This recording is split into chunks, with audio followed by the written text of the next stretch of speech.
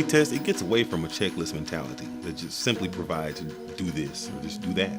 But that is what makes T-TESS challenging, because it is necessary for all of us to understand what student-centered means. Sharing tools and guidance with my teachers, it has been so essential. One of the biggest challenges in the T-TESS rubric is the shift toward everything being student-centered. It's a change in how you do everything and how you think about things. My principal has given me a tool that has really simplified the whole process for me. It's really broken it all down and made it much more easy to keep at the front of my mind when I'm planning, as I'm instructing, as I'm doing everything I do as a teacher. The T-TESS Flip Chart by Mentoring Minds gives us guidance on all the domains and dimensions. The first thing it does is to intentionally help us reflect on our educational practices. One of the most helpful things in the flip chart has been the questions and prompts that go before, during, and after the lesson.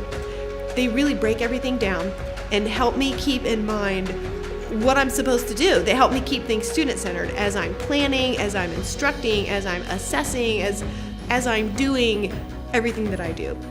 The questions and indicators, they really help me think not just about what I'm doing, but why I'm doing them. Using the flip chart, I felt so much more prepared and equipped going into my pre-conference. I knew what kind of questions I was going to be asked. I knew what kind of goals I should be prepared to explain. And it's really been an invaluable tool to help me grow as an educator. It's just like how we want our teachers to attack data. It helps to let us know where we want to go and the steps that we do need to take. For example, after an evaluation, this flip chart can help chart the steps for a teacher and a teacher's next steps on where they need to be and where they can go.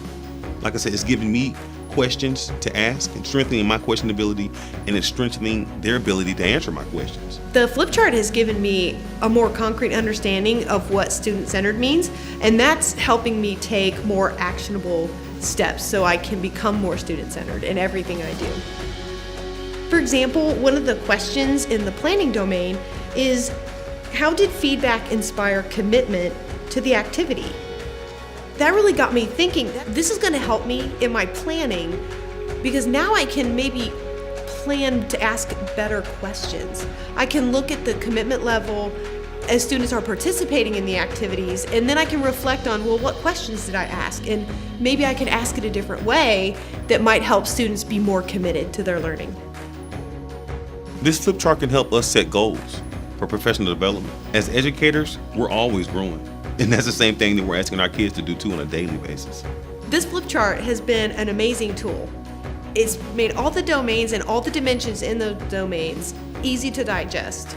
And it's really given me a better picture of where my strengths are and the opportunities that I have for growth.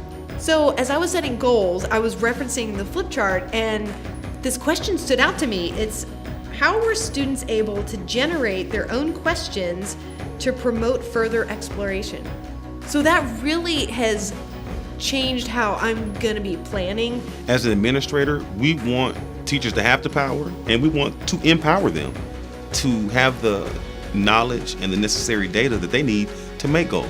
And that is one of the things that this flip chart enables teachers to do. T-TESS is about making a culture change and to ensure that teachers are doing everything in their power to foster continuous growth. I want teachers to understand what they're great at, and I also want them to understand what they need to work on. T-TESS is a way for all of us as educators to make sure that everything that we do is rewarding and, most importantly, effective.